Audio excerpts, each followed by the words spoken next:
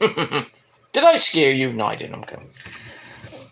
Alrighty, what's up, everybody? We are live at 1:30 in the morning. Sorry for this being a little bit late. It's Cinco de Mayo, so you know how it is. I'm dead fucking tired. I didn't drink on Cinco de Mayo. You know who did? She is passed out. And my dick took a pounding, if you know what I mean. My dick took a pounding tonight. Because it's Cinco de Mayo, it's, you know, it's the Mexicans' version of getting drunk day, you know. Everybody gets drunk on Cinco de Mayo. So me and the missus went to the bar, watched some Smackdown, just had fun, stayed out for a little while. And then came home, and then I was kind of tired, so I went to lay down. Rosa went to lay down, then she got up, and then she after a while, and then she took a shower, cleaned up, and then we had good drunk sex, and then you know, by the time I knew it, it was like, oh shit, you know, it was like 12 o'clock, so I took a power nap. And then I got up, I had a late night snack, and now I'm here. And then I'm going to go back to bed, because I want to finish this and then go to bed. So anyway, welcome everybody to another video right here for video number 2 on your 2 for Cinco de Mayo Friday.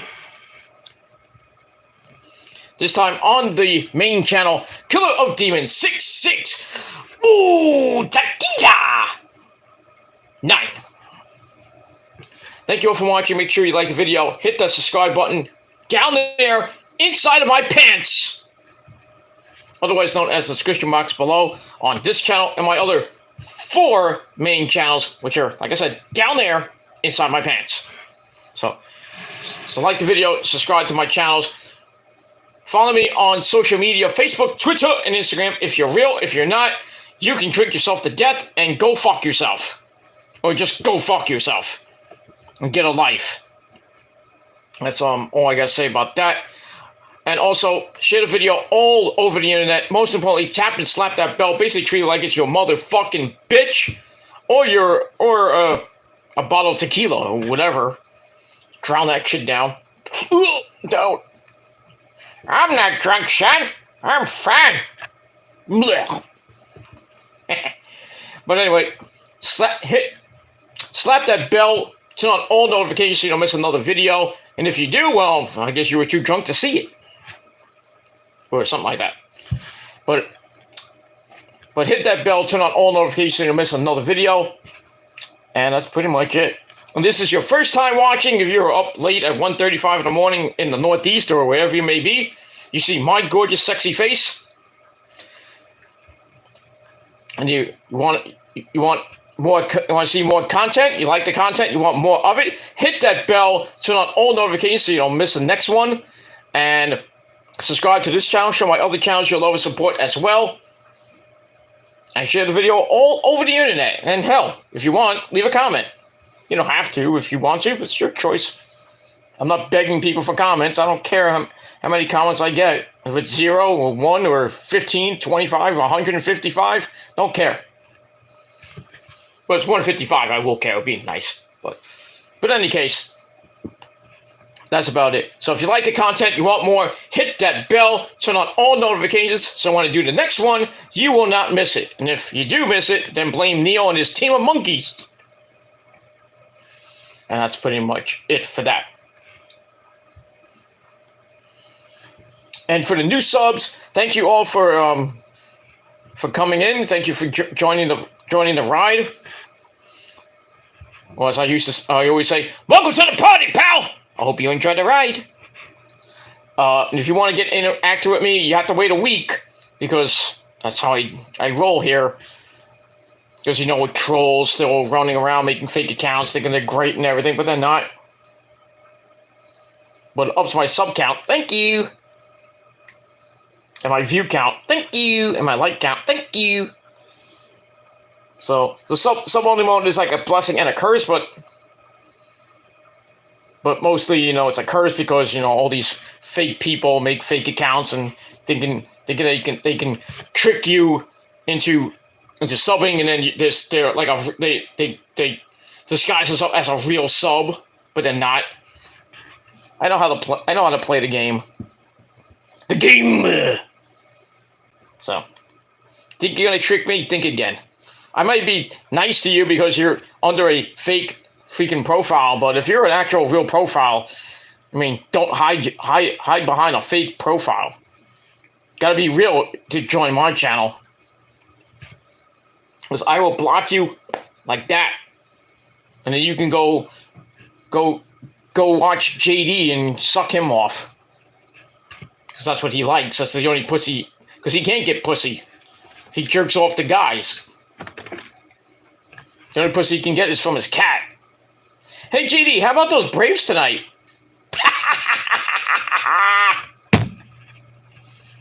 Fucking, how do you lose to the Orioles? Hey, the Orioles ain't that bad this year. But, knowing by the end of the year they'll be like shit. It is what it is. Hey, the Mets won. Hey, a Mets win. Yay! Yeah, measly 1-0 win, and they had to have Brandon Nimmo hit a home run just so they can save their fucking ass. Their bats need to fucking wake up. Senga 6-inning gem, which is great, finally. But we gotta get Scherzer back to what he used to be. Verlander had a rough debut with the Mets, but he'll come back next, I believe next Wednesday, and pitch. Yeah, next Wednesday in Cincinnati. Hopefully, have a better start than the one he had on yesterday. We'll see what happens with that. Tomorrow, Tyler McGill pitches. Hopefully, he can right the ship. And then on Sunday, well, we don't know yet. We don't know who's pitching on Sunday. It might be Budo, might be Joey Lucchesi, Joey Frago. As the Mets end a quick homestand with the Colorado Rockies, then back on the road for Cincinnati, and I think they play Tampa. Was it Cincinnati and then Tampa Bay? I think. Let me just check my stat book.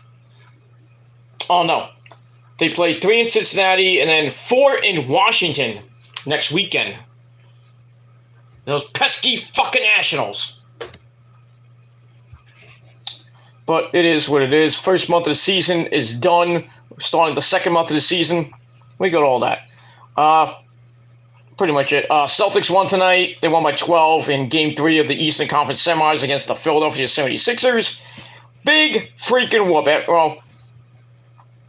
Well, after they destroyed the Sixers in Game 2 at the Boston Garden, the TD Garden, whatever it is. It is what it is. I mean, I don't care. If the Celtics go to the NBA Finals and they play the Golden State Warriors again in a rematch from last year, good luck. Hey, but hey, if the Celtics win the title, big deal. Big deal. Finally, Boston gets a fucking championship besides the freaking Patriots and Brady. But it is what it is. It's still a city of losers. It is what it is. The Red Sox ain't winning anything this year. I'll tell you the truth, the Patriots ain't going to win another Super Bowl the way they're going. So it's all on the Celtics right now. If they get there, they get there. They don't, they don't. Big deal. I don't care. And that's pretty much it. But I'm rooting for the Celtics, but I don't know. I mean, right now they have the advantage, 2-1, game 4 on Sunday in Philly. So we'll see. I'm hoping it goes 6 or 7 games, but we'll see. The Knicks play tomorrow.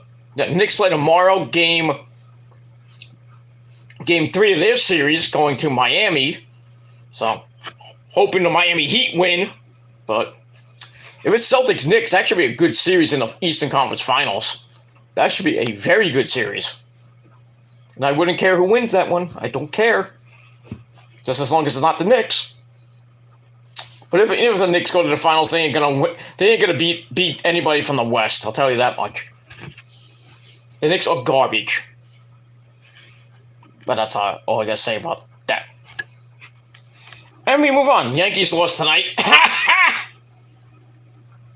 Yeah, but they had to plunk Tampa Bay's one of their best players on Tampa Bay. They had to plunk him twice because he showed up the team. He was like, he hit the home run, and after he got the third base, he was like, "I'm the man."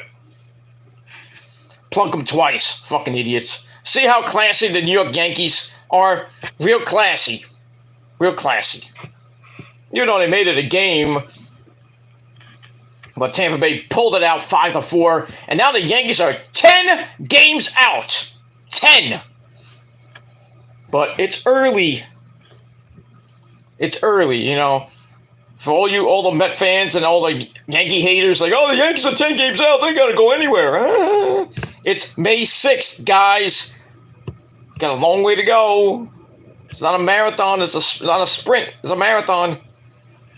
A long way to go. The Yankees could stink in the first half and then turn it on in the second half. So that 10-game lead could become 2 in like a snap of a finger. So,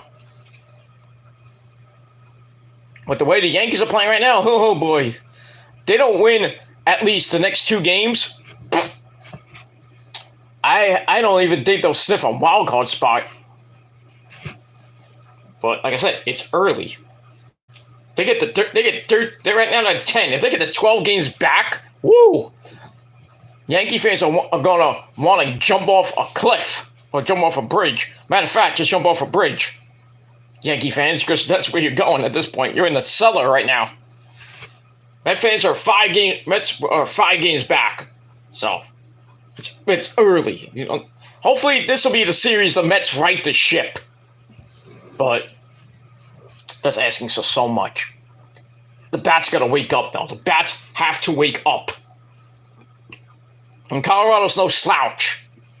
So, and Cincinnati ain't one either, so. And so is Washington. They got these next 3 series are pretty. They should be pretty easy for the Mets, but nothing's ever easy for the Mets. But it is what it is.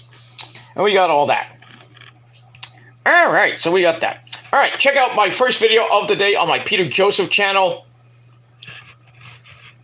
And did I say, you know, I'm trying to get into the transition of Peter Gilmore to Peter Joseph. So if I say Peter Gilmore, you know, it's a transition. So I'm gonna flub my intro and my outro a lot. So, but check out my Peter Joseph channel. For my AEW vid, I did about AEW selling 60,000 tickets for All In already and counting. You know, the first day of the general public sale went on. So by this weekend, we'll probably get around. I think the target is 70. What was it? I heard Hugh Stevens say it today. I think it was 70. It was 72,000, 78,000, somewhere around that area. They could get to around 80,000. Oh, that is good for AEW. That is good. It's probably going to be probably the best gate in the history of AEW, and I think the largest, well, not the largest, but it's going to be better than WrestleMania. We'll see. By this weekend, we shall see. All right, so we got that. Check out the video. Link is in the description box below. In my pants. That's where it is. All right, so check that out. All right, so I hope everybody had a great Friday. It was a beautiful day, a nice warm day. It was 66 degrees here in the Northeast. Rained a little bit, not too much. It didn't really dampen the day, but this weekend is going to be fabulous. Tomorrow is going to be nice and 70 degrees, and then 75 on Sunday. Little rain near the end of the day, late night Sunday. But next weekend looks pretty damn good too. So we got all that as we're on the road to the unofficial start of summer, Memorial Day weekend, 3 weeks from right now. So that's that. But like I said, hope everybody had a great day, and if not, well, hopefully tomorrow is better for you. And if not, well, that's it. And we move on with that. Oh. Like I said, I'm in traction right now. No, I'm not in traction. I'm just kidding. I'm just in pain from a long rounds with the missus. You know what I mean? It's Cinco de Mayo. It's basically Rose's second birthday. Boy, she went to town tonight. Oh, yo. Not well on my dick, and then on the alcohol. Alcohol. Those damn margaritas. Do you like pina coladas? I do, but, I don't drink it. I had a couple of Jack and Cokes, and I'm fine. I don't get a buzz, but it is what it is. Speaking of buzz, it is time, ladies and gentlemen, on video number 2, on your 2 for Friday, it is time for your late night Smackdown and AEW Rampage review for Cinco de Mayo, May the 5th, 2023. All right. So, Rampage on at 6:30 tonight, and then we had Smackdown from San Juan, Puerto Rico. Was a pretty good show. Both shows were pretty damn good. Rampage had the firm Deletion, which, we're getting that a little bit. People said it was great. People said it was dumb. I don't know what you were watching, but we got all that and a bag of chips. All right, chat room is wide open like Remy Sky's legs, as always. So if you want to come in and chat some wrestling, some sports, want to just shoot the shit, we do that. But if not, keep it moving. Or go to sleep. Or just, maybe have another cold one, I guess. It's early if you're in the West Coast. It's still Cinco de Mayo. But on the East Coast, if you want to have another cold one, go ahead. You want to have more drunk sex? Go ahead. Just wrap up the burrito. No, I'm not going to do that later. I'm going to go to sleep. I'm too tired. Me and my dick are too tired. But I digress on that. Even the wrestling cat's tired. And she doesn't celebrate Cinco de Mayo. She's just a cat. Right? Right. Alright, so let's get into Rampage, because that was the early show tonight at 6:30 p.m. on TNT. Now, Rampage next week will be on Saturday night at 10 p.m. Remember, Saturday night, Rampage next week, 10 p.m. Thanks to the NBA and the NHL. So that's going to be what Rampage is going to be for the next couple weeks until the NBA Finals, which in about 2-3 weeks will be, the NBA playoffs and the NHL playoffs will be just about the Stanley Cup and the finals, but finals, not, you know what I mean. But we got all that. So Rampage will be back hopefully by June. Before, it'll be on a Friday, almost every Friday night, and then Collision starts June the 17th with CM Punk. And that's pretty much it. Also, Rampage, speaking of Rampage, will be going under a new format. Basically, Warner Brothers Discovery is going to be taking over pretty soon. So, Dark and Elevation, bye-bye! For now. But the new format of Rampage is going to be basically what Dark and Elevation are right now. And Collision is basically going to be what Rampage used to be, or kind of like a little bit of Dynamite too. So it's just going to be a different format of how Collision is going to look and how Rampage is going to look after the Warner Brothers takeover and everything. Tony Khan will probably have another huge announcement about that coming up. So get ready for that. So get ready for a new look Rampage pretty soon. So no more Dark and Elevation on YouTube anymore because Warner Brothers wants to have their own content. So that's what Rampage is going to be and what Collision is going to be on the Warner Brothers distribution network. So there you go. Move on with that. All right, so let's get into Rampage. And that's pretty much it. All right, so Rampage emanated from the CFG Bank Arena in Baltimore, Maryland. Scared those Cowboys that night. And that's pretty much it for that. Looking at my TV, that's what I'm looking at. Because I have a replay of watching a replay of Rampage on my DVR. I have it on pause, but I digress on that. Anyway, so Rampage opened up with a trios match pitting the Lucha Brothers, Rey Fenix, and Pentagon Zero Miedo, and El Hijo the Vikingo, the son of the Viking.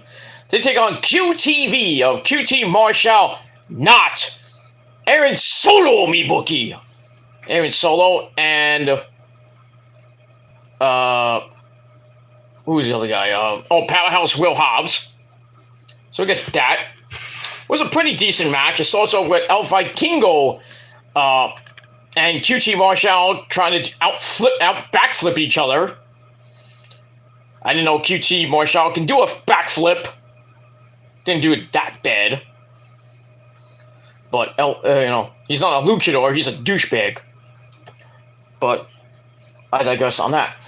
Alright, then we get a springboard dropkick by El Vikingo and a spinning back kick to face. Then get a pair of corner enziguris before an imploding Hurricanrana off the top. I don't know what an imploding Hurricanrana is, but it was effective. Alright, then we get an outside-in Phoenix Splash. Ooh, that's interesting. By El Vikingo as QT bails and Aaron Solo Mibuki gets the tag. Rey Fenix comes in, hits the rebound spinning back kick and a rolling knee bar. And then Will Hobbs comes in, be the legal man. Pentagon comes in, he stops Hobbs in his tracks, and he goes, Zero Miedo! Stop, SA! Stop! Take it easy! Take it easy! That's what he basically said. Hobbs runs into a super kick, but Pentagon runs into a big-time clothesline, knocking him down. And then Rey Fenix hits the double jump. But Hobbs is there with a big-time elbow. And then El Vikingo tries to springboard in as well, but he gets caught in a huge powerbomb. So the big man Will Hobbs showing his strength. No flippy dippy doos for you. You know all that. Then we get a stalling vertical suplex by the big man who throws Pentagon to the outside. QT takes advantage on the outside, runs Pentagon into the ring post. Ow! And then Aaron Solo gets the tag, cuts the ring in half. As we go to commercial, we come back. Pentagon comes back with a pair of sling blades to QT Marshall Not and Aaron Solo. Then a super kick to Will Hobbs and a running punt kick by Rey Fenix, and it was good. Then we get a diving Hurricanrana by El Vikingo, takes QT out of the ring. Then we get triple flippy dippity doos by the Lucha Brothers, or the Lucha Trios, if you will. Then El Vikingo with a shooting star press and a Cazadora bomb, whatever that is, on Aaron Solo, but the Lucha Brothers, they hit the Cazadora bomb to Solo by the Lucha Brothers, excuse me. And then Will Hobbs and QT Marshall have to break up the pin. Aaron Solo with an awful waffle, probably tasted bad too, to Rey Fenix, and a diving crossbody to El Vikingo, who catches him and spins him around into a side effect. Then QT comes back with the X-Plex. Then a running destroyer Mexican Destroyer by Pentagon, then a Spine Buster by Will Hobbs, a Rolling Thunder Gilmore Kata Bang by Ray Phoenix, Rolling Thunder Cutter. So basically, it's the Rolling Thunder by Sabu and RVD into a Diamond Cutter, or a Gilmore Cutter. You don't call it the Diamond Cutter no more. We call it the Gilmore Cutter. It's much more effective.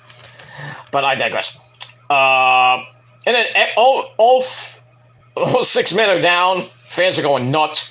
Hobbs with an avalanche to Ray Phoenix in the corner. Then a pop-up right hand by QT Marshall Not. So the QTV's in control. But Ray Phoenix fights out of a Bling Buster by Aaron Solo. Gets the hot tag to El Vikingo. But QT punches him right in the face off the top rope. Ouch. And then a diving destroyer on the apron to QT Marshall. Ow! Oh. QT rolls off the apron and it looks dead. And where was I? He rolls off the apron onto a table, which happened to just be right there. But Harley Cameron, that's Danny L for you people who don't know, hot, sexy, oh yes, pulls him off the table after El Vikingo was going to do that 630 splash of his. We're going to electric chair into a German suplex by El Vikingo to Aaron Solo. And then the Lucha Brothers finish him off with the Fear Factor double stomp combo. 1, 2, 3. The Lucha Brothers and El Hijo de Vikingo, or the Lucha Trios, they get the win. Match was pretty fun. I gave it 3.25 out of 5 stars. And that's it. We're off and running on Rampage. And we move on. All right, after that, we go to Lexi Nair, who's outside of Chris Jericho's locker room. And she knocks on the door. Jericho refuses to leave. But then eventually comes out of the locker room and basically says that that Adam Cole baby is dangerous, and he assures us that going forward that he will not be in the same arena as him. Yeah, right. And that's basically it. And he has more to say on Dynamite on Wednesday night. So we'll see what happens with this situation with a hell-bent Adam Cole and Chris Jericho, who somehow got a lot of flack for wearing that Britt Baker shirt on Wednesday night, and a lot of people in the so-called WC going back and forth with it's offensive, it disrespects women and domestic abuse and everything. And then JD opening his big fat mouth and inserting his smelly foot like he always does. He got destroyed by the IWC because JD's an idiot and a feminist, but among other things, he got what he got.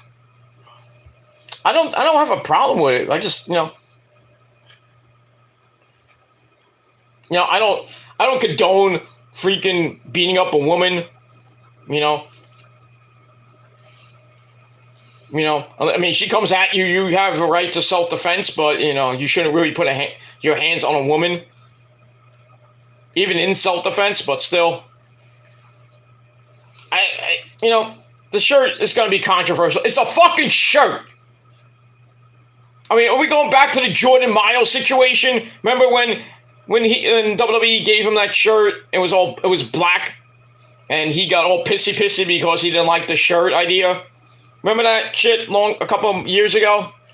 Everybody in the den, WC, got all pissy. I come out, I give you freaking reason. It's a fucking shirt, and everybody's up in an uproar about this fucking shit. It's a fucking shirt. I'd buy it if I wanted to, but I'm not going to. Because everybody's gonna give me the cross eye. What the fuck are you wearing that shirt for? I'm like, it's a shirt. Who gives a shit? Is that your girlfriend? No. It's a wrestling shirt, you fucking moron. Why'd you buy it? Because I wanted to. It's offensive. Fuck you. You're offensive. Simple as that. Simple as that. It's a fucking shirt. Get over it. And if you can't, then you have problems. That's all I gotta say about that. And we'll move on with that. Alright, so we'll see what happens with Jericho and Adam Cole, baby, this Wednesday night on the program. And that's it. Alright, match number 2. You're, well, if you want to go to the bathroom, you couldn't go to the bathroom. We had the women, Jade Cargill, that bitch show, the TBS champion, 56-0. And basically a 30-second squash match. I think this match lasted about a minute, a little over a minute. She faces Baltimore's own Gia Scott. And one pump kick into Jaded. Good night. 57-0 Jade Cargill. And that's basically it. Good night. Thanks for coming. And was revealed on commentary that Taya Valkyrie got suspended indefinitely for putting her hands on Aubrey Edwards after her loss last week. Shame. They screwed her, basically, but I don't even know who the fuck is going to be Jade now. I don't know. And speaking of, I was talking about Rampage changing their format to kind of emulate Dark and Elevation. So I'm like, oh, great, we're going to see jobber matches every week? Who wants to see that? No one wants to see that every Friday night. And it's going to be a taped show, by the way, going forward. I don't think we're going to ever see a live... I don't think it's going to be live anytime soon. But, yeah, Rampage is going to be taped before Dynamite, and Ring of Honor TV is going to be taped before Collision, going in from June, going forward after that, from July, August, September. That's how it's going to be. Rampage will be taped before Dynamite, and I think Rampage and Battle of the Belts I don't know about Battle of the Belts. I'm not sure about that. I don't know if both shows are going to be taped, or if they do Battle of the Belts, you got to do it, I guess, on after Dynamite then, or just make Battle of the Belts live. I don't know how they're going to do it. What Tony Khan's thinking. We'll see. So anyway, Jade goes to 57-0, and a match I gave 2 out of 5 stars. I don't know who's beating Jade. I don't know. And we move on with that. All right, then we go to match number 3, back to the men. We have the funky chicken himself, Mark Briscoe. And as always, we have to pay homage to his great brother, Jay Briscoe. Reach for the sky, boy. It was crazy as shit. And this match was kind of crazy as shit, as Jay Briscoe would say, as Mark takes on Preston Vance, who had Jose Jalapeno on a stick, the assistant at ringside. Mark's family was in the audience because it was in Baltimore, Maryland. His kids were there. His wife was there. Papa Briscoe was in the crowd. So a family, well, not a family reunion, but all in the family at ringside. So it's also with Vance, well, Preston, I should say, retreating to the outside early, rips the sign of the Briscoe's kids, who are in the front row. You bastard. Anyway, Mark responds with a baseball slide and then a running blockbuster off the apron. And then he works on Preston on the outside with some chops, and he's all fired up. Nobody rips my kids' signs up but me. Something like that. Briscoe then grabs a chair and places Preston on it, sitting down. He goes to the middle rope and comes up with a twisting plancha, but he missed and lands very hard on the unfolding chair. Ow! Ooh. That had to hurt. Preston takes control by throwing Briscoe into the guardrail. He looks for the count out, but Mark gets back in the ring at 9.99999999995. But Preston takes control with some clotheslines in the corner. And then more clotheslines that went forever.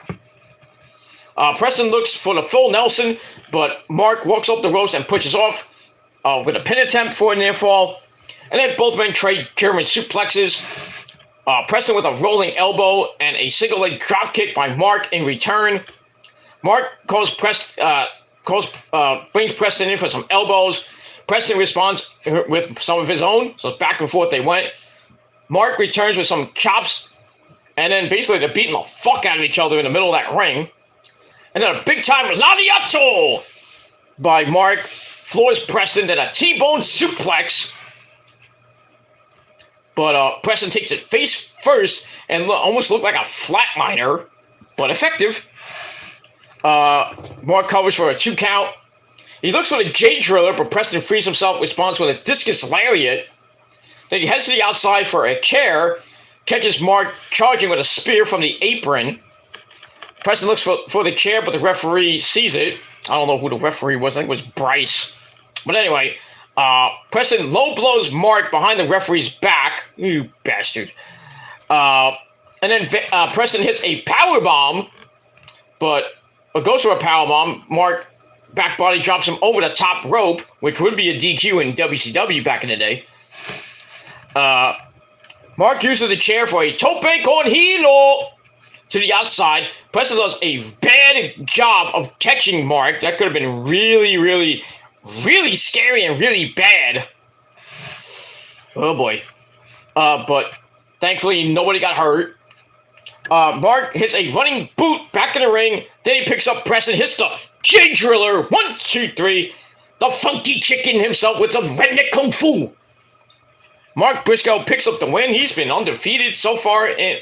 Besides the Samoa Joe match, he's pretty much been undefeated in Ring of Honor / AEW. And that was good to win right in his hometown, in front of his kids, in front of his wife, and Papa Briscoe. Match itself was okay. Gave it 3 out of 5 stars. And then afterwards, the family comes in. They hug. And it was a pretty good moment for Mark. I wish Jay was there to see it. But, sadly, he's not with us anymore. You can't. I wish we could turn. I wish, like that great Cher song. If I could turn back time. If we could turn back time, Jay Briscoe would still be with us. What are you going to do? What are you going to do? Let me move on. All right. Little Fettuccine 68 in the chat. What are your predictions for tomorrow night's Backlash? That's coming tomorrow. You're getting too ahead of yourself, my friend. You're getting too ahead of yourself.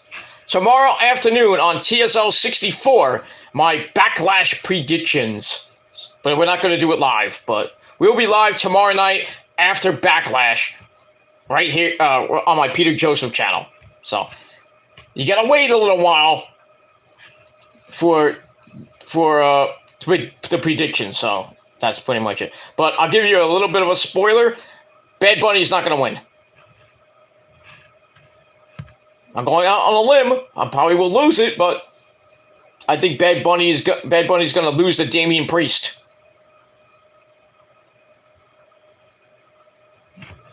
I just think that, but I mean, logic says he's going to win, maybe either by DQ or he wins outright. I mean, it's going to be a big-time slobber knocker because there's no DQ, but it's going to be a big-time clusterfuck because, Judgment, Dom is going to get involved. Finn Balor's going to get involved. I don't know. Rhea maybe get involved.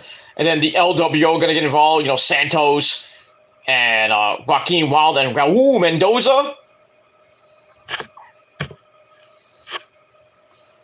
I just, it's going to be a clusterfuck, but I think, logic says Bad Bunny will win. But I'm going against logic this time, and I think that Damian Priest will get the win. But then again, I'm probably going to be wrong, but it is what it is. But that's just one I'm going to give you. Wait till tomorrow afternoon on the Shadows Lair, episode number 64. Be going probably. We're not gonna go live, like I said. I'll probably be putting that up probably between 1 and 3 o'clock. Probably between 1 and 3 o'clock in the afternoon. So check it out on the Shadows Lair. Link to the channel is down below. So you get that. Is Roman going to be in the tournament? The World Heavyweight Championship tournament, which I'll get to in a minute. Probably not. Probably not. He should be, but he's not. I think Seth Rollins is going to be in it. Finn's probably going to be in it. Cody's going to be in it, definitely. I think the finals, well, not the finals, but...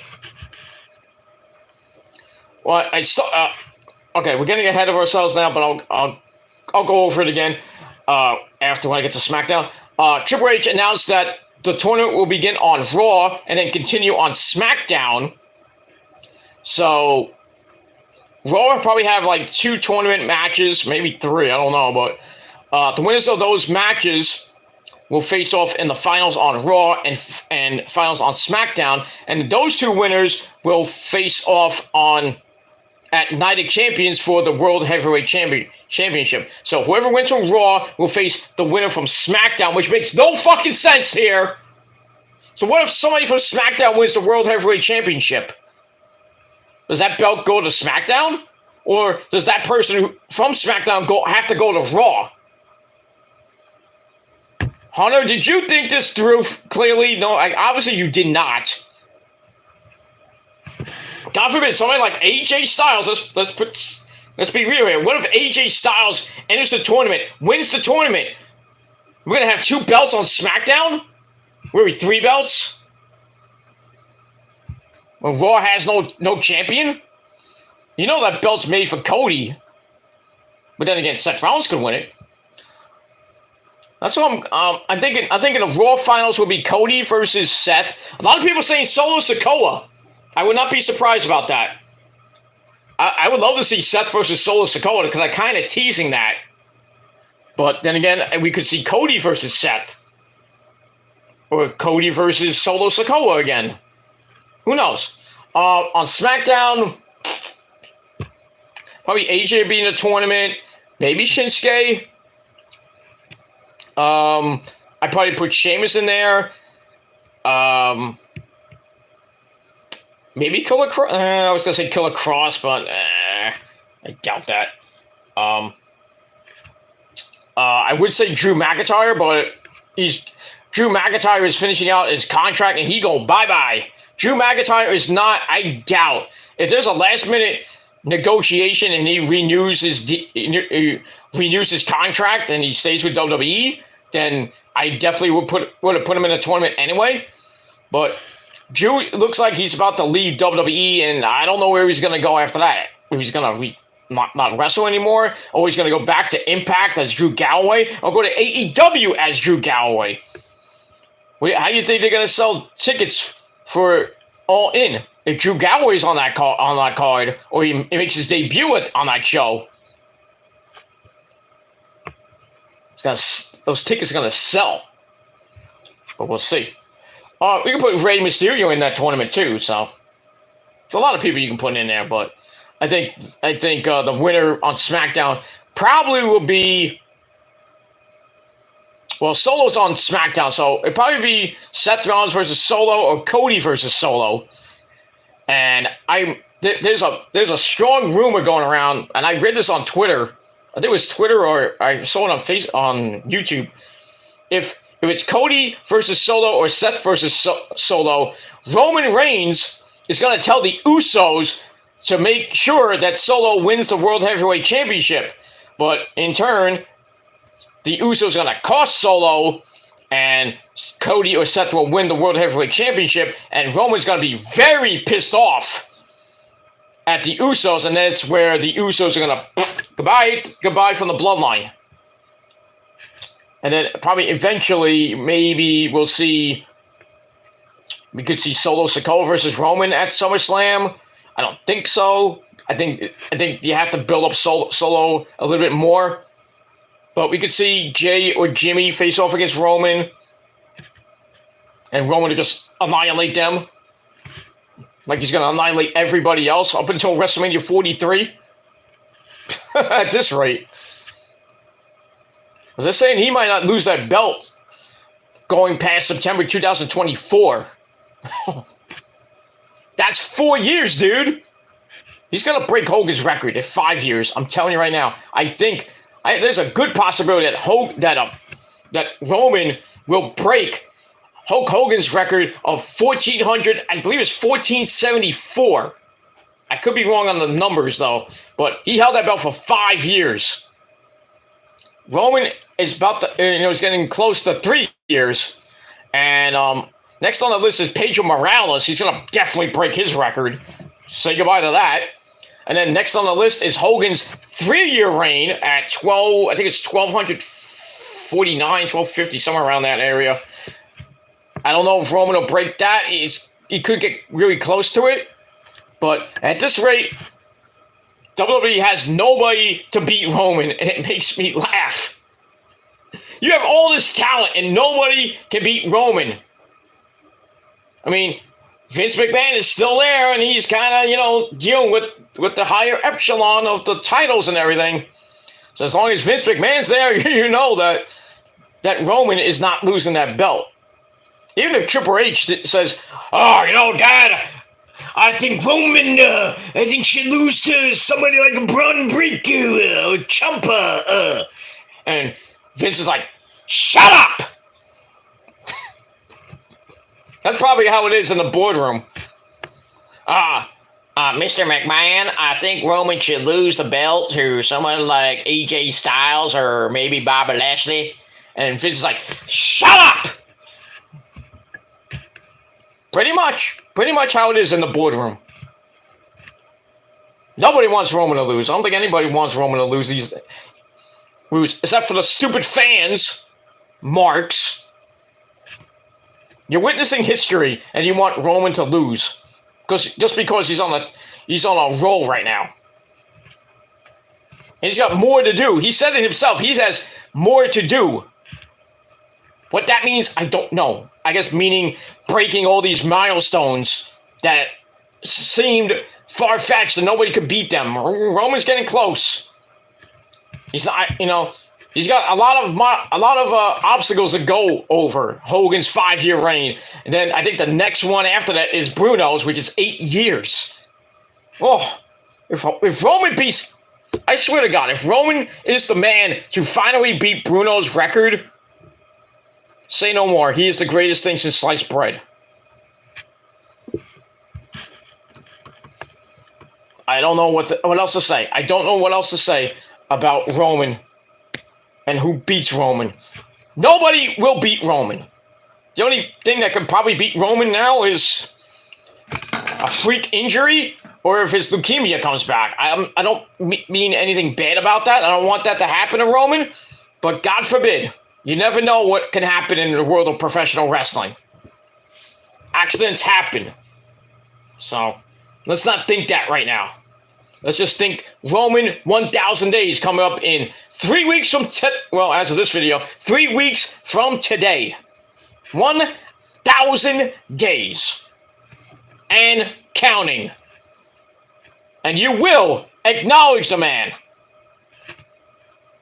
And if not, well, fuck you. That's all I gotta say about that. Alright. But as far as Roman in the tournament, no. He should, but he won't. Unless there's a shock that he is actually in it. But we'll see what happens with that. How long will this Ray versus Dom feud last? I would probably say SummerSlam. I think it's going to last till SummerSlam, and it's probably going to end in a mask versus hair match. And I think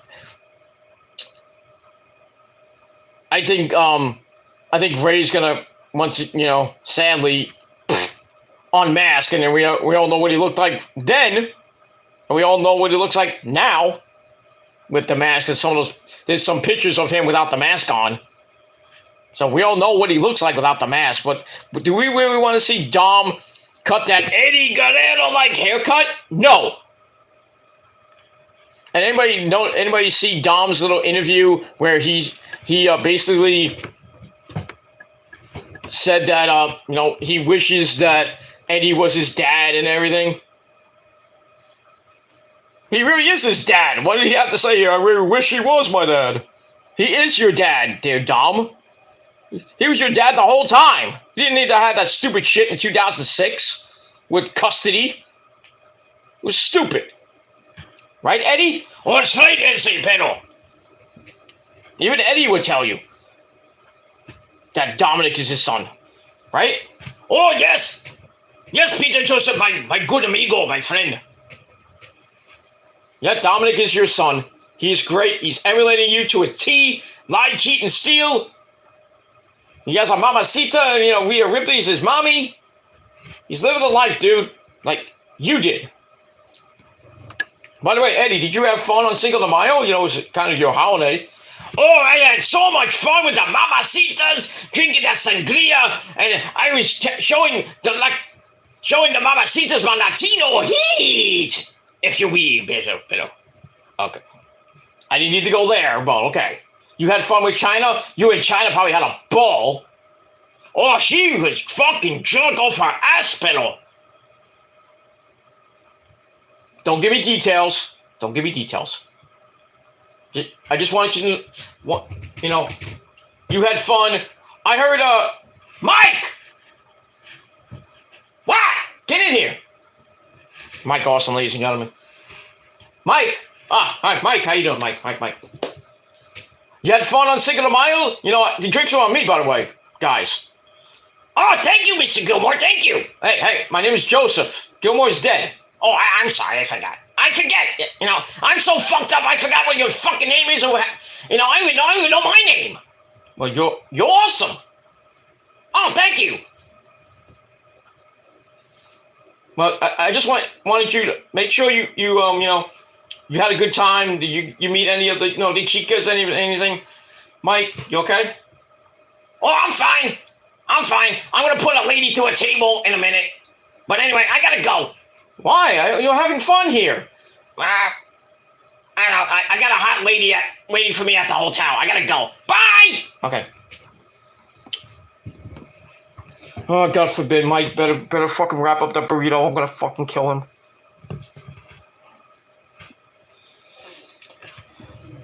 Eddie, you better watch him. Oh, I'll do what you say, Mr. Gilmore. Okay.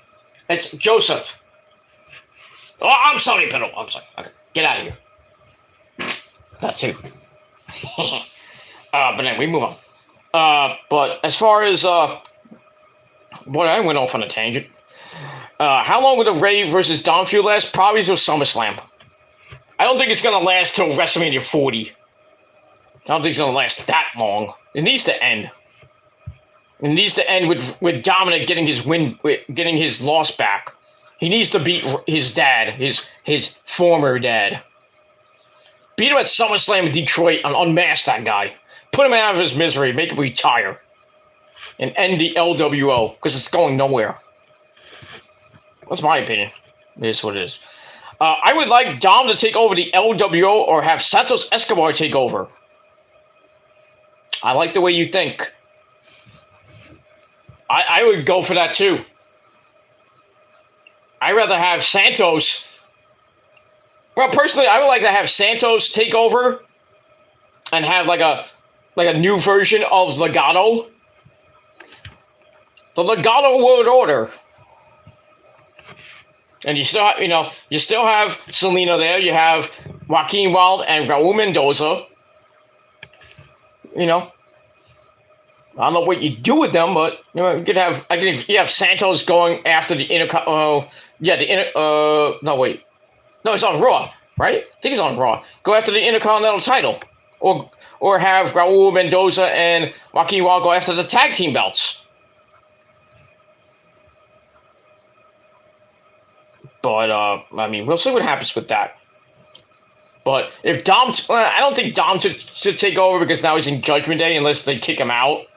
There's supposed to be a new member of Judgment Day coming, and rumors are going around that JD McDonough is going to be the newest member of Judgment Day. I like that. I like it a lot.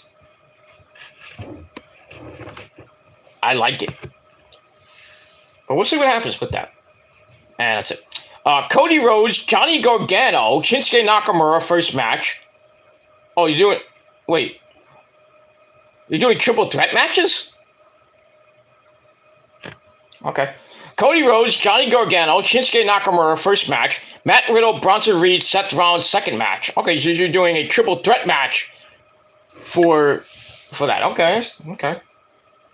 And on SmackDown, Rey Mysterio, Killer Cross, Eli Drake.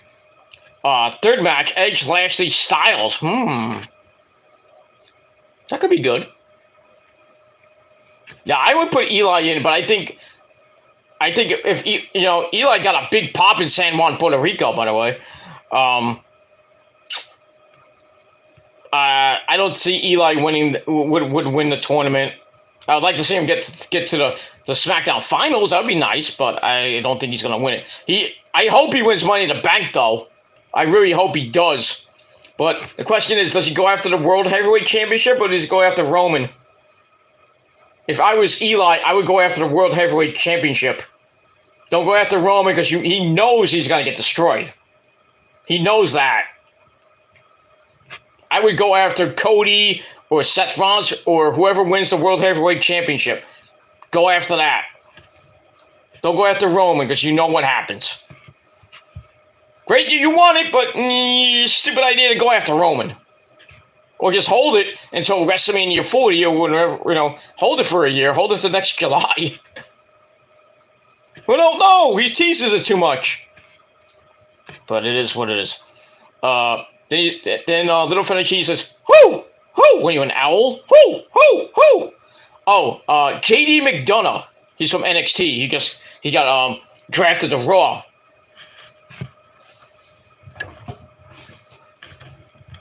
So JD McDonough is rumored to be joining Judgment Day. And I am all for that. But like I said, we have to see what happens. And we move on. What about Sammy versus Cody for the... Ooh. Well, I don't know what they're going to do with Steve Jericho after Backlash. I don't know if they're going to split up the tag team belts. They're saying they're going to do something with the undisputed tag team belts. That SmackDown might get their own set of tag team belts, which kind of makes no sense. But I don't know. But if Sammy's in it, I'd love to see Sammy and Cody. Either in the first round or in the finals. And not the finals, the Raw finals. I'd like to see that. And Cody lose to Sammy. That would be funny as fuck. And if you listen to Cody's promo now he's a bona fide gangster. Not a bona fide gangster. Bona fide bona fide gringo. Talking in Spanish. And the crowd's all eating him up. He's talking Spanish, ese! He's talking Spanish, ese! Cody Rhodes, ese! And I'm like, shut the fuck up! Probably only knows two things in Spanish. Gordita and bonito. And taco. That's 3 words. I really hope freaking Brock annihilates him tomorrow. Annihilates him. But this is Cody's story. If you now he wants the keys to the kingdom after he called Brock the gatekeeper. What are you, Vince Lotho from Ghostbusters? Hi, I'm Vince Lotho. I am the gatekeeper. Are you the keymaster? So basically, Cody's playing Sigourney Weaver's role in Ghostbusters. He's the keymaster. And freaking Brock's the gatekeeper, or the gatekeeper, basically. Stupid promo. I'm the gatekeeper, and I have to get the keys to the kingdom from the gatekeeper. We're gonna turn into a dog too? You're gonna go to SummerSlam and you're gonna get the keys to the kingdom. What are you freaking You're gonna fight Roman? Who think Roman's is what's her that damn name Zool? There is no dinner, only Zool. I thought Zool was a male. He can be whatever he wants. Are you a god?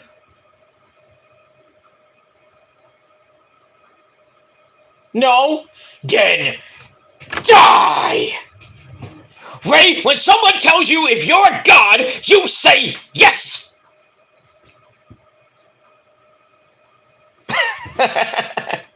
Fucking Ghostbusters gets me every time, man. Let's show this prehistoric bitch how we do things downtown. I couldn't help it. I love Ghostbusters, man. It's funny as fuck. The second one, not so much. And then, the freaking female Ghostbusters sucks so bad. And then the next one, was it Ghostbusters Afterlife? They're supposed to make another Ghostbusters, I heard. I don't know why. I don't know why they're making another Ghostbusters. It is what it is. We move on. Cody needs a hero turn ASAP. You think? Maybe when he loses to Brock tomorrow, he'll turn heel. But I seriously doubt it. But you never know. How many suplexes tomorrow? Oh boy. I'm gonna give you a ballpark figure. I say 20. 20 suplexes. I might be off a lot, or maybe a little to a lot. But Cody's going to get fucking taken to Suplex City. And I don't think he will survive. Unless Brock's going to put him over, which I think is a bad idea. Let Cody struggle his way to SummerSlam. He will not win Money in the Bank.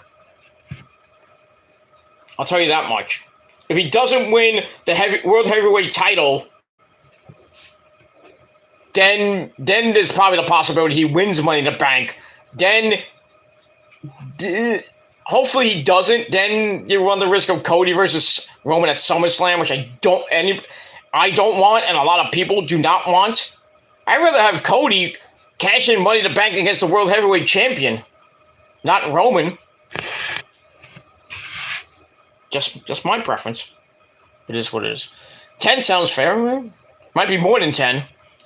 But we move on. All right, let's get back to our regularly scheduled program of Rampage. All right, let's finish Rampage off. All right, so we had Mark Briscoe beat Preston Vance with the J Driller, and then his family comes in, Papa Briscoe, and everybody comes in. We're all happy. And we move on with that. So I gave the match 3 out of 5 stars.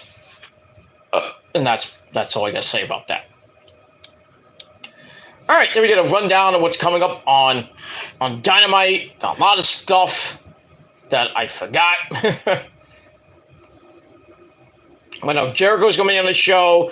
Orange Cassidy versus Danny Garcia for the All International title. Trying to think. What else is on the show? Some Moxley versus Kenny in the cage. We know that. FTR is going to do a promo about Jay Lethal and Jeff Jarrett getting a tag team title shot at Double or Nothing. What else? Much more on Rampage, or not Rampage, on Dynamite this Wednesday night. I don't remember offhand the card, but if you go on my Twitter, you will see it. So go to my Twitter. Link to my Twitter is down below. We move on with that.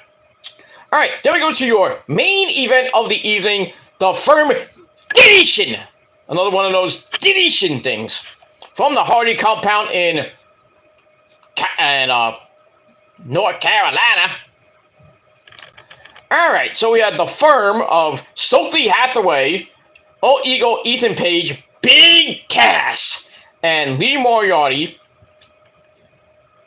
taking on the Hardy Boys, Matt Hardy and Jeff Hardy, dude! Along with Send for the Man. Get in here, Hook. So, Hook and the man who moans more than any woman that you can name in a porno, that's Isaiah Cassidy. This was funny. It was funny. It showed they had Vanguard 1 return, Senor Benjamin return. Yes, Rebby Hardy was there, and yes, she did open her legs like a 24/7 7-Eleven. The kids were there. Wolfgang, Maxwell, Bartholomew, and Evie. You know, the little girl, Evie, played a pretty funny part. You know, I thought it was funny. Maybe some people thought it was a joke, but it had a few funny parts in it. Let's get into it. So the firm show up during the day, but then Vanguard 1 shows up, and we get Matt Hardy on the little Drone-tron, whatever it's called. Says the Hardy compound can alternate the time-space continuum, and then we get a big flash of light, and it kind of blinds the firm, and then next thing we know, it's nighttime. So we had a jump, you know, in like the Vampire Diaries, we had a jump, what do you call it? Jump, what do they call that? Not jump scare, jump trip, I think it's called. Where, you know, in like The Walking Dead, like the season ends and then like we jump to 5 years later. I'm like, what the hell happened between that? Never explained it. Oh, Maggie's got another kid. Ezekiel is cancer free. What? How? They never explained that in the final season of Walking Dead. Never explained the time jump. Never explained it. Like, what the hell happened in between? Oh, but we know what happens at the end, don't we? Rick! Yeah, I spoiled it. I don't give a shit. But we know what happens at the end of The Walking Dead, which leads into Fear of the Walking Dead, which leads into the other side thing of The Walking Dead, the other series on AMC, and it's supposed to lead into Carol and Daryl's series. Too many freaking Walking Dead shows on AMC, and I'm so discombobulated. What the hell is going on in each show? So I don't really watch much of it anymore. Sorry. But I digress. All right, so we get a time jump, and then Matt Hardy and Ethan Page pair off as Big Cass destroys basically everybody. And then Isaiah Cassidy jumps on Bill's back, but Bill boots Jeff Hardy in the face. And then Bill chokeslams Isaiah Cassidy into a tree a few times, and then drops him on the floor. And then we get a snap suplex by Matt to Ethan Page for a near fall. And yes, there are referees, so like 3 referees. I think Dasha was there, but we didn't see her much. I don't know, one of the referees, like an old guy. What the fuck's this guy doing here? I was like, who is this guy? Not the traditional referees from AEW. We had 2 of those. But this other guy, like, who the fuck are you? Anyway, Hardy looks for the twist of fate, but Ethan Page takes him down and ground and pounds him. He breaks a big branch. Say that 5 times fast. Over Matt, but gets a 1 count out of that. And then Jeff breaks trees over Big Bill's back and chokes him out with a branch. I like how Big Bill was choked unconscious, like, oh! He's having like a convulsion, oh! And then he passes out. Anyway, then we see Stokely wandering around the woods by himself, and then he stops, and then we see a little one of those little toy trucks, and we see King Maxwell and Wolfgang, or Wolfie, show up, and a Power Wheels truck try to run him over. And we see like little flashbacks with Stokely. I thought was kind of cool. And then it leads to Hardy and Paige finding the ring, the actual ring, in the farm somewhere. They continue their battle. We get a big boot by Paige as Hook and Lee Moriarty show up in the ring as well. We get a flatliner into the middle turnbuckle by Lee Moriarty, and then slowly runs into the ring, grabs Hook from behind, gets T-Bone suplexed for his trouble. Matt then sends Ethan Page into the ring post on the outside, and then Ethan Page looks to set up a table in the ring, but sees to power slam Matt through the table for a near fall. As why we go to commercial, I don't know, and picture, I don't know. This match should have had no commercials. That really killed it for me. It's still a great match, but the commercials killed it. We come back from commercial. Stokely finds himself in in the Hardy's movie theater, and then Rebby Hardy comes down the pole with her fat ass. And then she just opened her legs and is like, I'm going to eat you now. No, she didn't say that. Stokely gets tased. Then we see Evie, the little baby girl, looks so cute. She's like, oh, what? And then Rebby Hardy comes down the pole and then starts beating the crap out of Stokely for a little bit. And then he gets tased, and then the boys beat the fuck out of him in the movie room. And then we cut to Big Cass and Ethan Page cover the Hardys in they doused the Hardys in gasoline, and Big Cass was about to set him on fire. Then we hear and I'm like, what the fuck? And then we see, I thought it was Mark Quinn for a second, but it was Isaiah Cassidy in like a just robe and shit. We're like, what the fuck is this? He jumps off the top of the barn, takes everyone out, and then Matt Hardy's like, orgasmic Isaiah, I knew you'd come. And then we hear Isaiah go, I always do.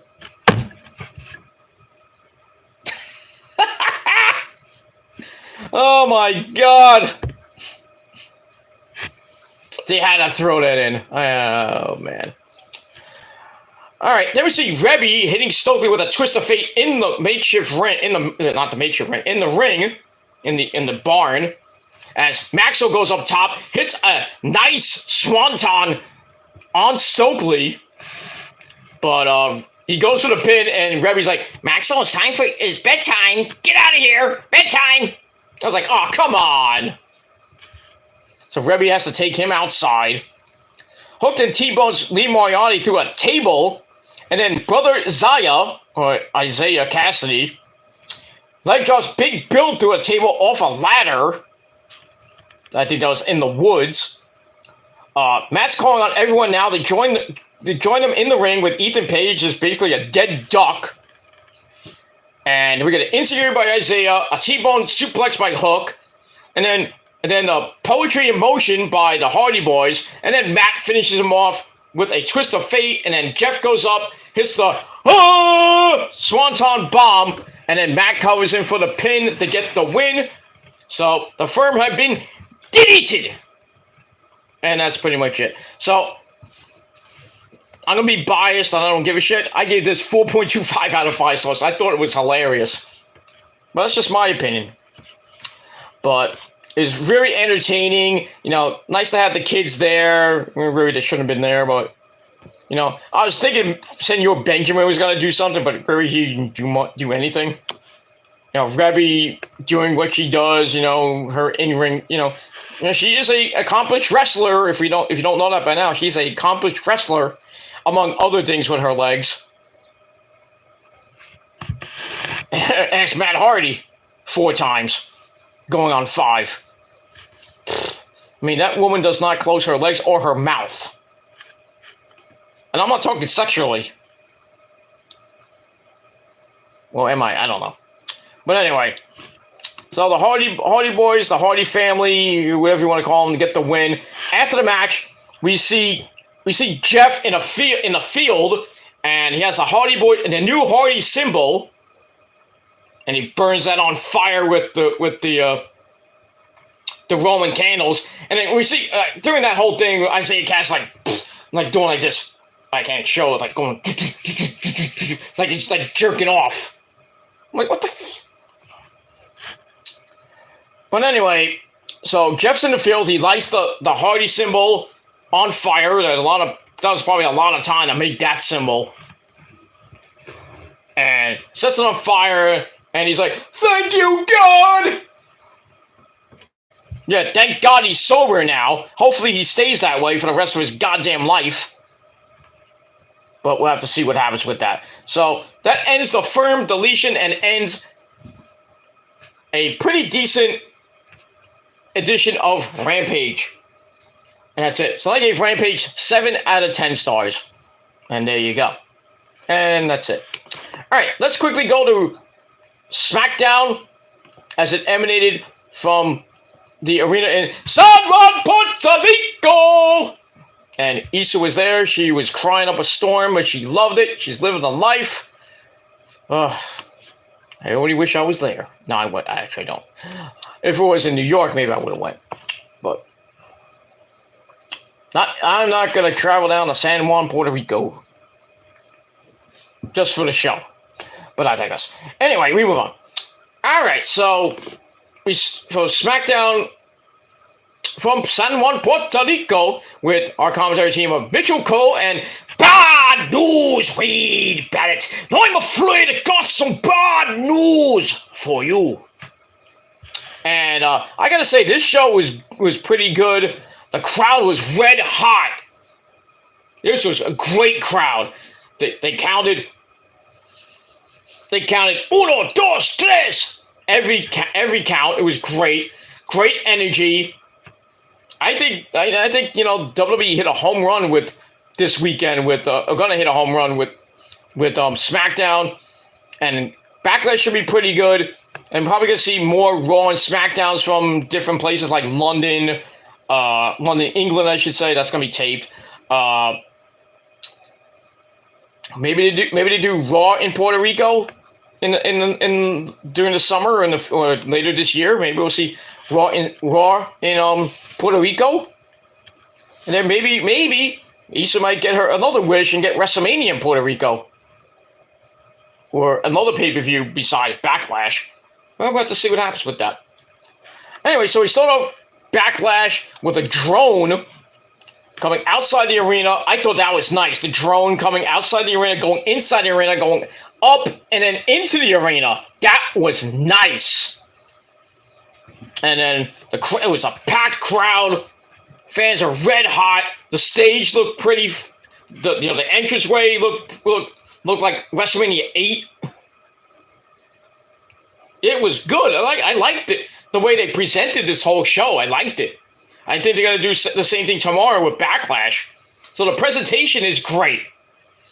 The show tonight was pretty decent, I'll say that. Good ending, and let's get into it. All right, so we ended up with the drone, like I said. And then the LWO come out. Viva la Raza. We didn't have the big video screen like we see on SmackDown because we're just a small arena. But, and the thing can't... They're like, well, like the ring is like right here, and then they're coming out this way and around to here.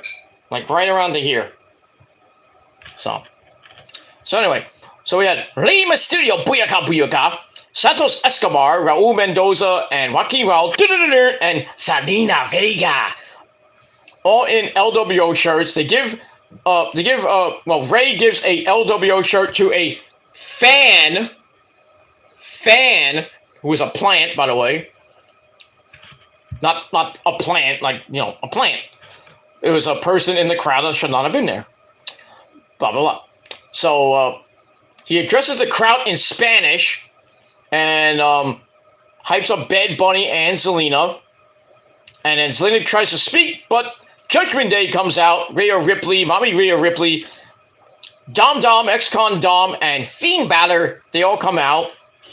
Kind of ruin the party. They rip up the poor fan's shirt.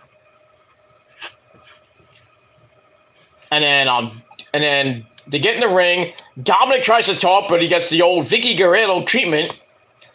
But eventually, he gets into an argument in Spanish with Ray. That I thought was nice. I was like, okay, we need a translator here. I know we're in San Juan, Puerto Rico, but we need a translator here. Was this Telemundo? Lucha Libre Telemundo, Televisión Excelente, Live Studio, Booyaka Booyaka. Psychosis. No. Eddie Galero. I was like, am I on channel 5 or am I on channel 41 or 47? Am I on Telemundo or Televisión? I don't know. With the promo here. But anyway, finally we get to some English. Nothing bad about, promos in Spanish, but I don't understand some of it. I need a translator. That's, I'm at the bar with Rosa. I'm like, what is he saying? What is he saying? And Rosa had to translate for me. But anyway, so Zelina Vega gets on the mic. Actually, no, Rhea Ripley. There was a tease of Dominic versus Ray in San Juan, Puerto Rico, WrestleMania rematch. But Mommy Rhea Ripley's like, how about you fight me, Ray? But then Zelina Vega gets involved and says, how about you fight both of us? So, in turn, we get a mixed tag team match for later on. Zelina Vega and Rey Mysterio versus Mommy Rhea Ripley and ex-con Dom.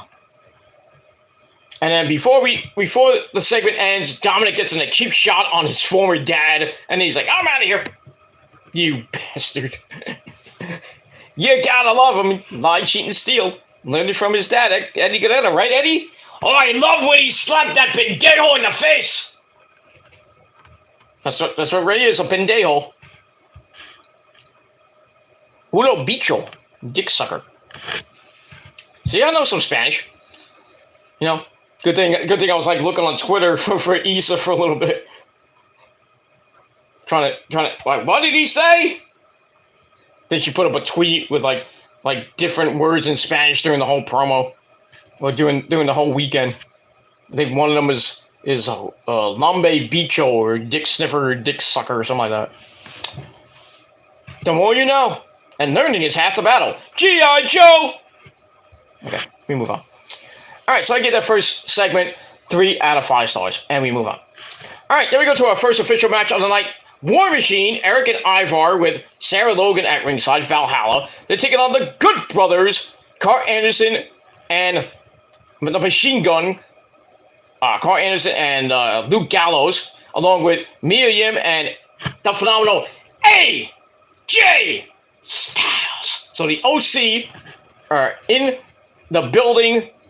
So we get this match. AJ's on commentary. Why not? So it starts off with Eric and Carl Anderson getting into an early standoff. And then Ivar and Luke Gallows come in and battle it out. Big beefy men slapping meat in that ring.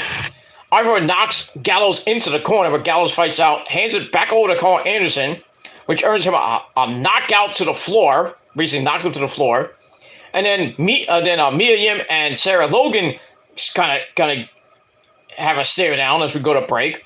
We come back. Gallows comes in on the hot tag to clean house. The fans loved it. And then all four men enter the ring. Ivar hits a top rope splash for a near fall on Luke Gallows as Carl Anderson had to make the save. And then Sarah Logan tried to get involved, and Luke Gallows had to stop it. And then Mishin takes her down on the outside. And then Luke Gallows kicks Ivar.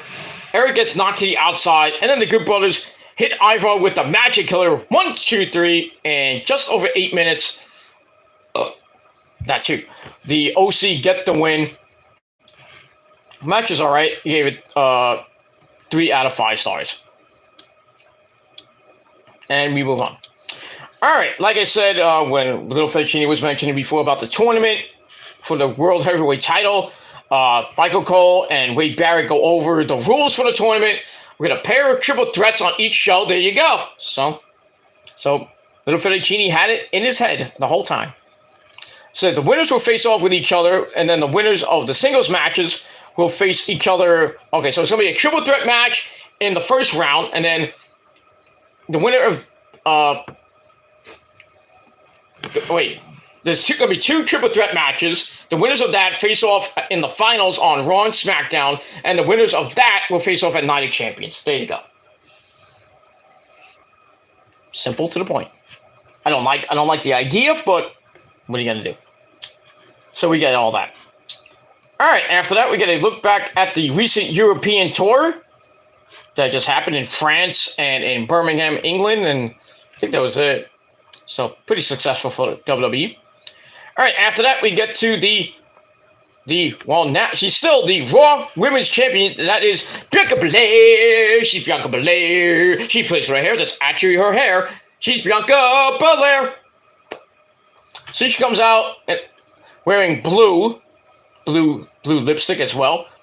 So she's going to soon be the SmackDown Women's Champion, but she's still defending the Raw Championship until tomorrow. And if she retains tomorrow, she will be the longest reigning Women's Champion in the modern era. That's beating Nikki Bella's record. So obviously she will probably beat that, because you know how WWE loves accolades. So she'll probably beat Io tomorrow, which will piss me off. But, you know, I'll get mad at WWE, but I'll get even more mad at Bayley, because that's how I think the match is going to end. Bayley is going to screw Io, not like that, but, and then we're gonna eventually get the breakup of Damage Control, and Io's going to go her way, and Bayley and Dakota are going to go their own way. But eventually, in between, we're going to get Bayley and Io beating the crap out of each other, and Io's going to beat the fuck out of Bayley. You don't want to piss off Io. I know from experience. All right, so speaking of Bianca, she's happy to be here in San Juan, Puerto Rico. But she's more focused on Io. Bianca has faced the best of the best, and she will do it again right here tomorrow night at Backlash. She said the victory will make her the longest reigning women's champion of the modern era. And then Damage Control comes out to interrupt and spoil the party. So Bayley, Dakota Kai, and my third wife, Io, come out. Io looking so hot. Oh, God. Oh.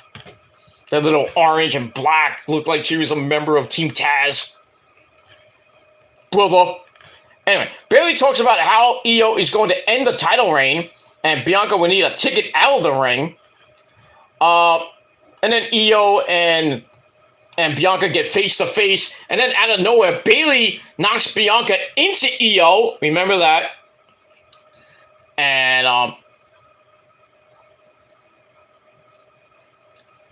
then she gets jumped from behind. Bayley escapes the KOD as Io springboard dropkicks Bianca down.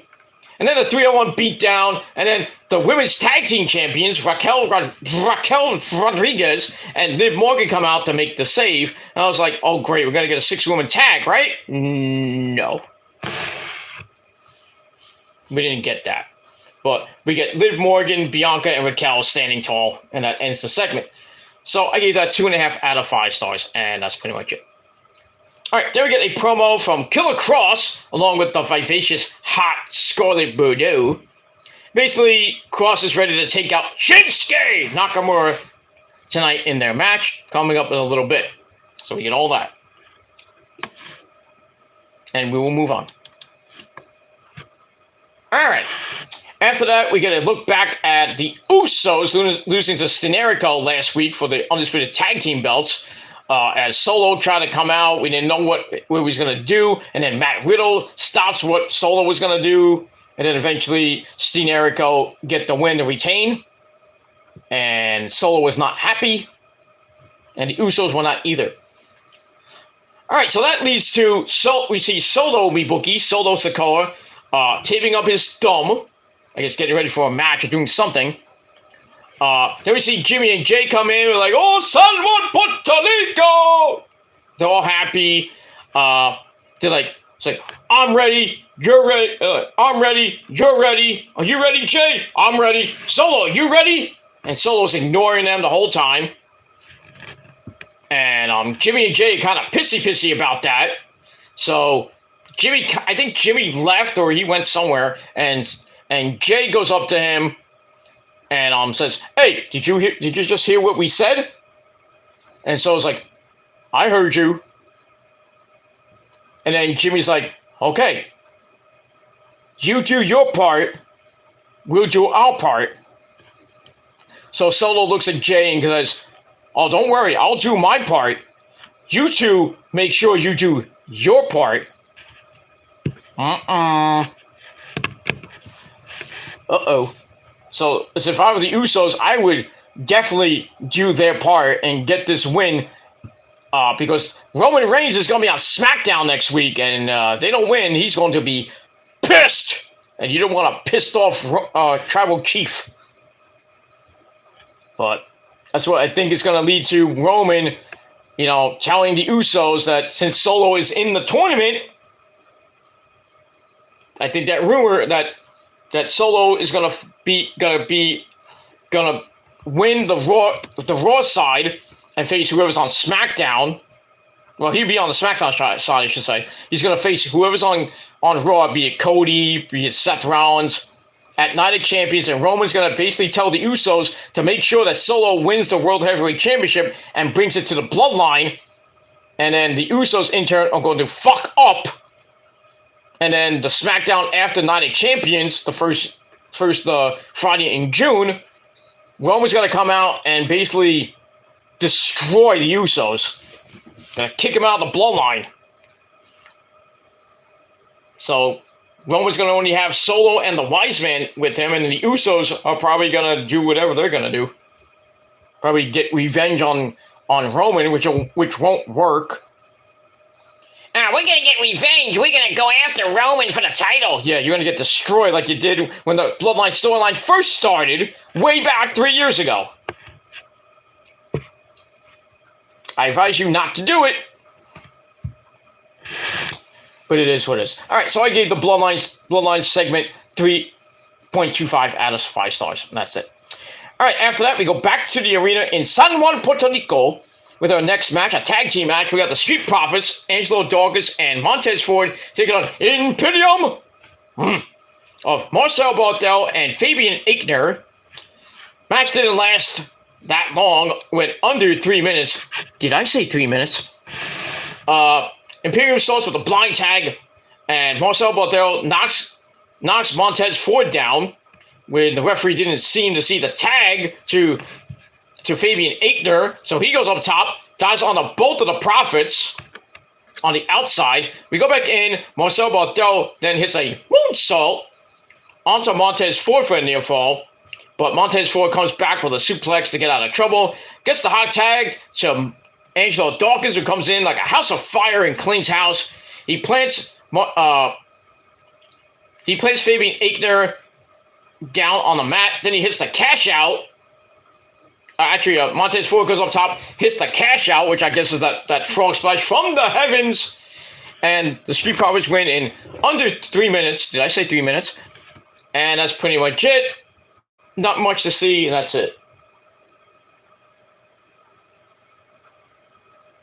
And then we move on with that. Simple to the point. I don't care. Simple to the point, did not care. So I gave it 2.5 out of 5 stars, and that's it. All right, after that, we get a long video on Cody versus Brock. So we get that. And then we get the music of Cody. He comes out. The fans are like, ah! I'm like, no! So Cody comes out for a chat. He addresses the fans in Spanish. Okay, you're a gringo. But you're still a pendejo. You're a puto. That's what you are, Cody. You're a puto. Bitch.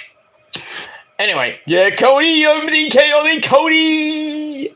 Bitch. So Cody talks about some of Brock Lesnar's accomplishments. He says his old coach, Double A, a nice Arn Anderson reference, talked about how the goal was to claim the kingdom, and Brock is the one guarding the door to that kingdom, basically calling him the gatekeeper.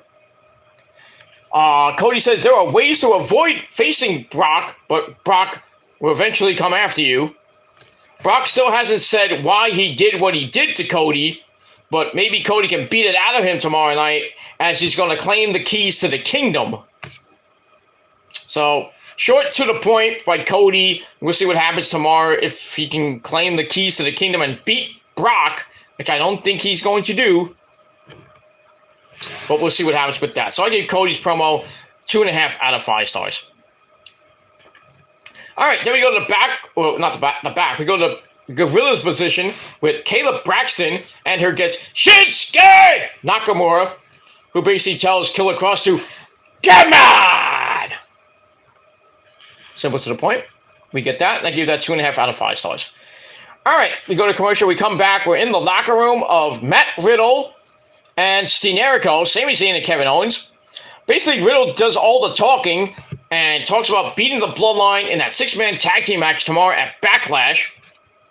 As Kevin and Sami kind of, sort of look on and listen. And then Riddle's like, am I talking too much? So I think Kevin just laughed. He's like, I'm not getting involved in this shit. I don't blame you, Kev. I don't blame you. And then Sami's like, well, there's nothing for us to say. We'll see you tomorrow. Bye. I think Matt Riddle should have done this. Exhibit A. Shut the fuck up. That's pretty much it. And we will move on with that. And that's it. So I gave that 2.5 out of 5 stars, and that's it. All right, after that, we go to Killer Cross and Shinsuke. Scarlett at ringside, looking hot, as always. So it's also with Scarlett knocks, Cross knocks Nakamura outside for a powerbomb against the ring post. Ow! We go to break, we come back. Shinsuke kicks away at Cross, hitting the running knee in the corner for a near fall. And then Scarlett shows her titties and offers a distraction, which allowed Cross to grab the Doomsday Saito suplex for a near fall. He goes for the cross jacket sleeper, but Nakamura slipped out of it. Kicks Killer Cross in the face. Goes for the Kinshasa, but gets cut off with a big-time clothesline, knocking Nakamura 360. But Nakamura comes right back with some more kicks to the head. And really knocks Cross for a loop. Then he rears back and hits Kinshasa the second time. Finishes off Cross 1, 2, 3 in just under 9 minutes. So Shinsuke Nakamura in his final night on SmackDown beats Killer Cross. And that's it. So I gave that match 2.5 out of 5 stars. And that's pretty much it. So we'll see what happens with Nakamura on Raw this Monday night. And I would think they were gonna thrust Shinsuke into a feud with Walter over the Intercontinental title. And we'll see what happens with that. Move on. All right. After that, we get a video on the NXT stars coming up to the respective brands of the draft. Mainly focusing on the SmackDown brand. Grayson Waller. Oh, I did it. Grayson Waller. Cameron Grimes to the moon. And the Yes Boys. That's basically it. Speaking of Cameron Grimes, we see him talking to Adam Pearce in his office. Adam Pearce welcomes him to SmackDown. He's like, I'm Cameron Grimes. I'm going to the moon on SmackDown. And then, of all people, Baron Corbin, fuck you, you suck, Corbin, interrupts. And he mocks Cameron for being the last pick. But Cameron brings up that Corbin wasn't picked at all. He was a free agent. So they argue a little bit, and Corbin's like, how about we have a match next week? And Adam Pearce's like, I'll make it official. So next week on the program, on SmackDown, from the University of Tennessee, Cameron Grimes, his first match on the main roster, first match on SmackDown, as he takes on Baron Snorbin, boring Corbin. And I think Cameron is going to win, obviously. And we'll see what happens with that. Even though, Corbin got a face pop in Paris. So, they're going to make Cameron heel? I don't know. Maybe it was just a one-time thing that Corbin got a big face pop in Paris. Big fucking whoop. That's all I got to say about that. Let me move on. All right, then we get the Backlash rundown.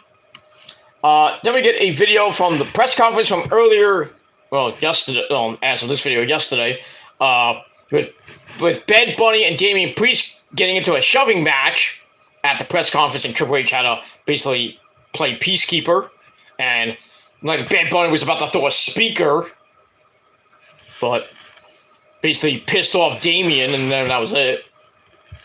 I mean, I watched it, the whole press conference, it was very lackluster. I didn't really enjoy it that much. And there was no questions from the press or anything like that, like a usual press conference. So it was basically promos from Bad Bunny. Bad Bunny did a little bit of a promo with Damian Priest, Cody Rhodes, Selena Vega, and Ray with Dom Dom and Rhea Ripley. And then basically that was it. That was the most horrible press conference I ever seen. It was boring. I mean, at least give Issa a fucking question. Maybe we'll see that tomorrow night after at the aftermath at the post pay-per-view press conference. Maybe she'll get a question in or two. Who knows? But she'll be there, and that's it. All right, then we go to is this the main? Yeah, we go to your main event of the evening.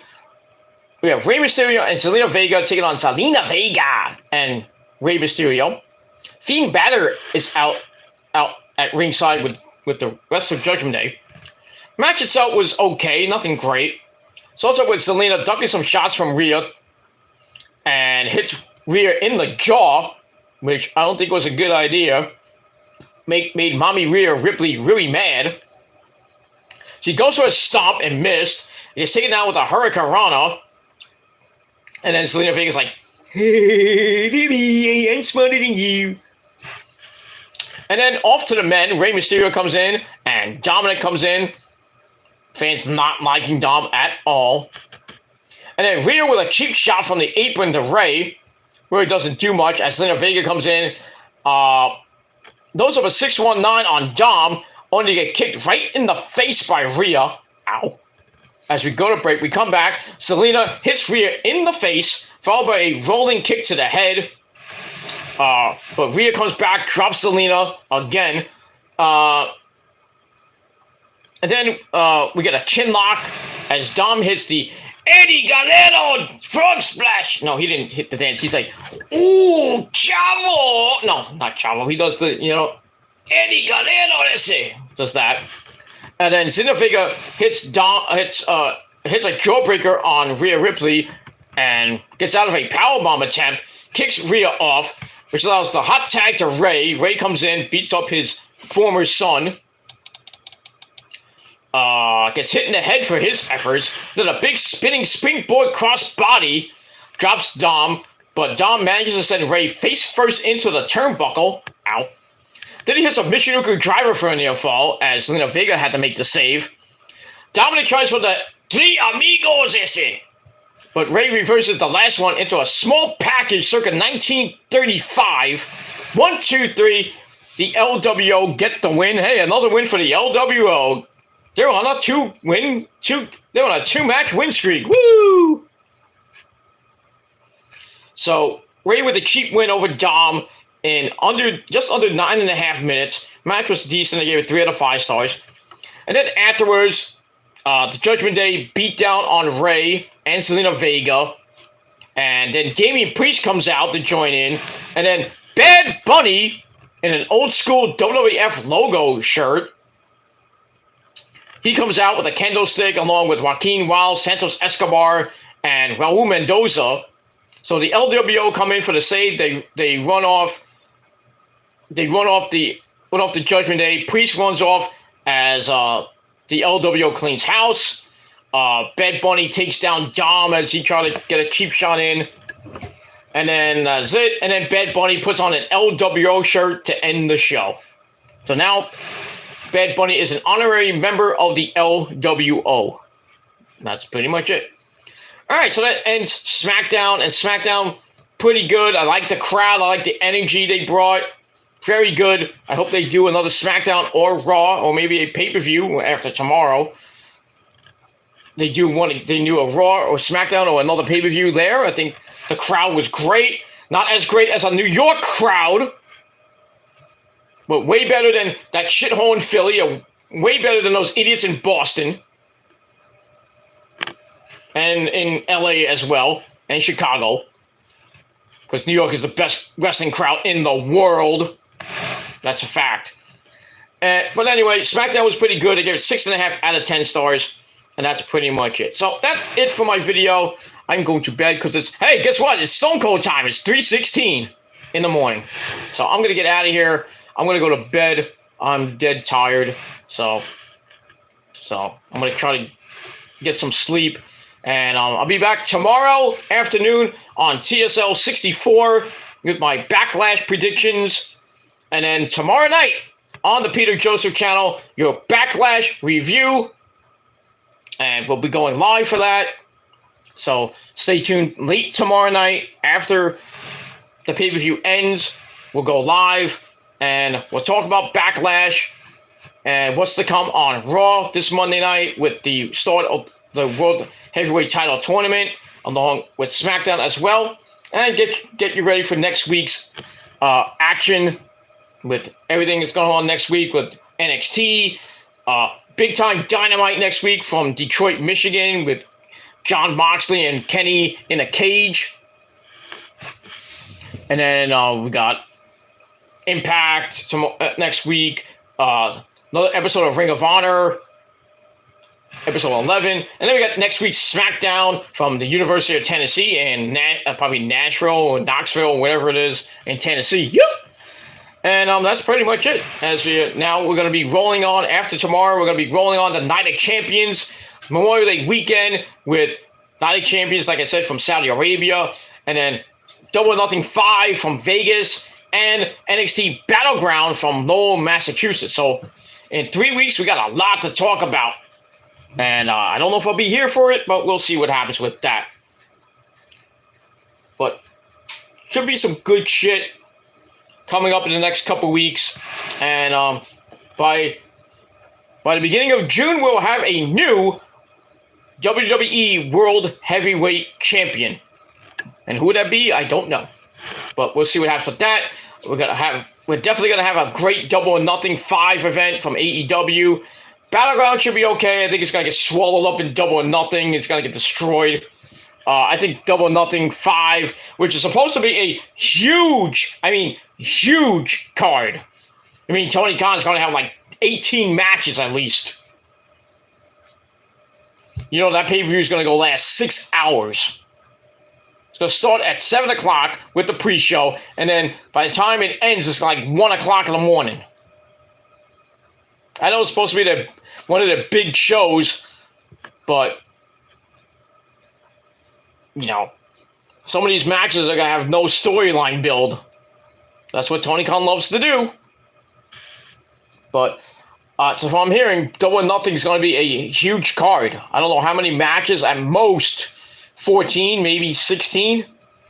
I don't know how they're gonna do it with the pre-show, maybe having 4 matches, and then the rest of the card is like 12 matches.